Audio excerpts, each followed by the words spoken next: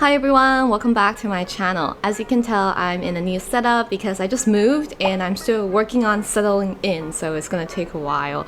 But this month, I'm still bringing you a chit-chat video, and this month we're gonna talk about my English learning journey. So I have 3 stories to tell today. I gave them little titles, so first one is my kindergarten English teacher's secret. The second is the unbreakable ties back in 2002. And the third one is whatever it takes to improve my English. And before I start the 3 stories, I want to quickly plug my online course.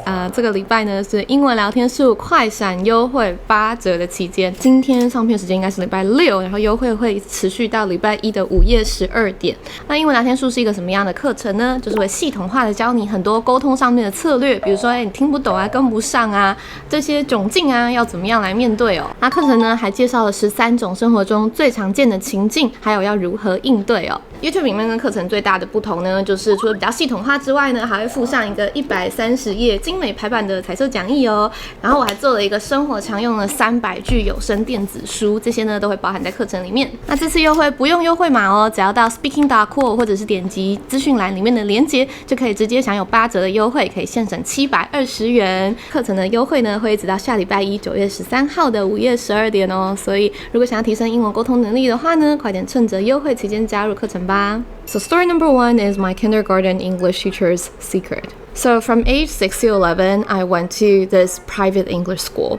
And in kindergarten, it was like a bilingual kindergarten. Well, that's what they call it, but it's never really bilingual. It's more like English daycare. And after I got into grade 1, from grade 1 to grade 3, I think, it was like after school English class. So 3 hours after class, Monday through Friday. And throughout those 5 years, I remember all my teachers were white, and we weren't allowed to speak Chinese. Like, we get punished if we speak Chinese, which, well, looking back, as an English teacher right now, I strongly disagree with that.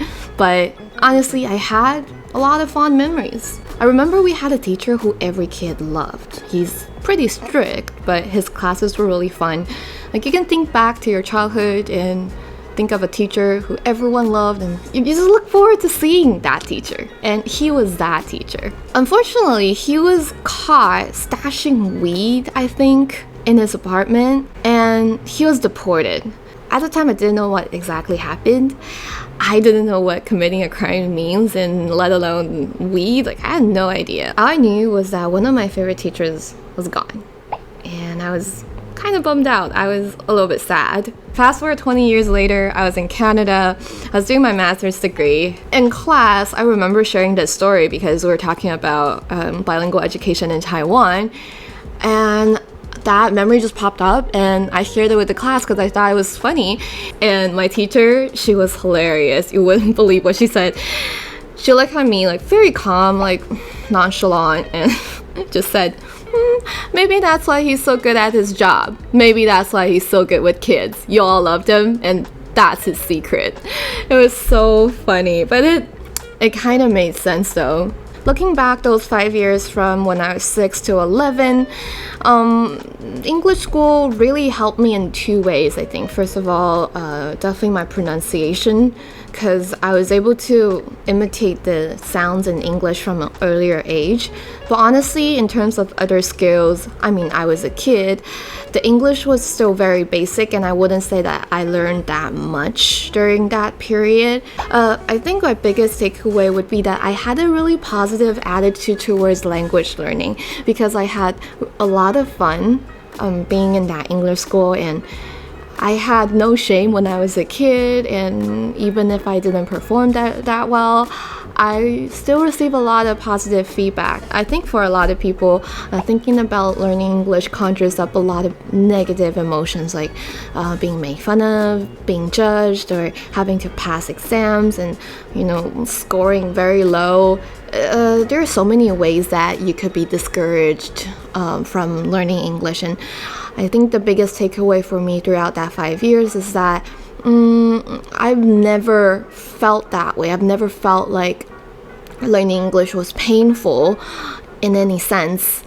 And I think that set a really, really good foundation for my relationship with language learning throughout my entire life, I would say. I guess that weed really played some role in my language learning journey. Yeah, so that's the secret of my English teacher. Story number 2, the unbreakable ties back in 2002.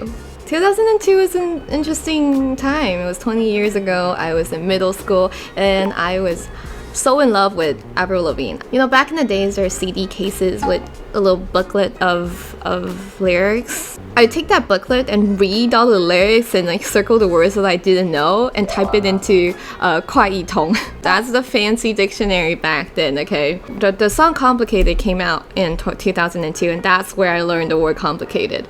I had such an internal motivation to learn English because I want to know what she's singing. And also, I love Britney Spears. So in love. Toxic, Baby One More Time. Yeah, there's just like a part of me that lived in 2000s Western pop music. Also around 2002, I met May, aka 李司马姨. I think a lot of you might know her. She was my tutor at the time. She tutored me 全民英检. And I remember I went to a couple of 补习班 after I left the English school in grade 3. I just felt really out of place, so I started learning from May.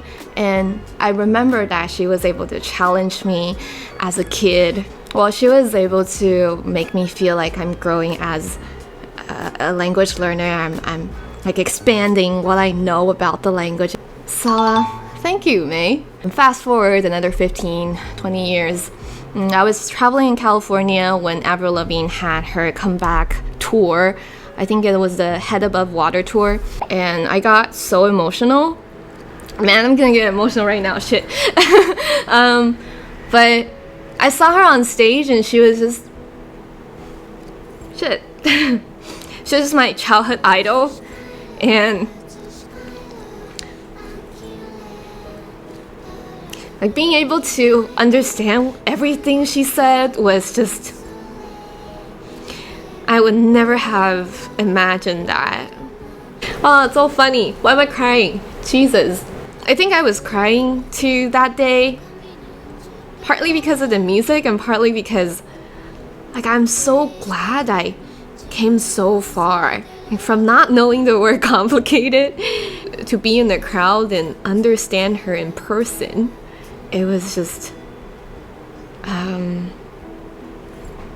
yeah, I'm out of words. Like if I knew me 20 years ago, I would say like, girl, you did a good job. You did it, you made it. And, oh, man, okay.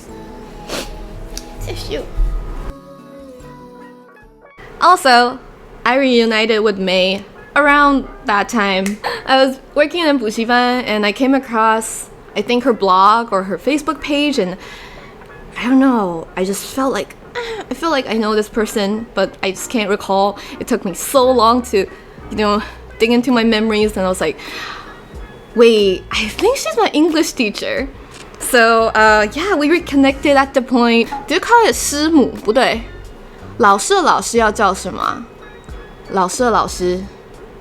I don't know. Let me know in the comments. So, so glad that I reunited with May. But this is not all the ties back in 2002.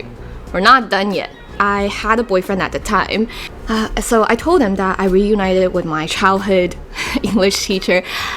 And he had the exact same reaction as me. He said, wait, I think I know her. I'm like, what do you mean? Turns out, in 2002, May was tutoring me and my boyfriend at the same time. So 15 years later, these two people were dating. I'd say 缘分. Yeah. Story number 3. So I'm gonna talk about like whatever it takes to improve my English, right? The next turning point in my English learning journey is I went to Canada. I've been learning the language for more than 10 years, but it was the first time ever to have a community that spoke the same language as me. I literally found people who spoke the same language as me. So mind-blowing, eye-opening. So whatever it takes. I started working at a sports bar. I kept on saying sports bra for 10 times. That was embarrassing. I'm gonna cut it out. And that's how I really improved my speaking, because before that, whenever I speak, I need to, organize it in my mind. I can't speak my mind, is what I mean. But after working there and after having that community of people who I talk to every single day, I slowly started to be able to talk about what's on my mind without taking out pen and paper and write down what I was gonna say. So whatever it takes to improve my English. So a lot of people would say dating would be a good way. Honestly, okay, that helped me a little bit too. So after I went to Canada, I dated some people. They all spoke English and only English. That really helped me to try to express myself to the fullest extent. But that also brought me some awkward moments that I wish I could have shake myself and say no, Lily, no. So I was dating this guy who's very douchey, we've all done in our 20s. I was at his place trying to help make dinner, and I think he just didn't want me to help or mess with his stuff, and he said, just sit there and be pretty. Okay, just sit there and be pretty. At the time, my English wasn't that great, This is my first time to an English-speaking country. I was dating this guy who only spoke English, and I thought he was complimenting me. It's a very condescending phrase.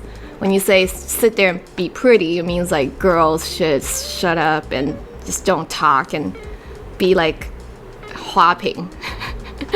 You talk too much. Just sit there and be pretty. That is your job.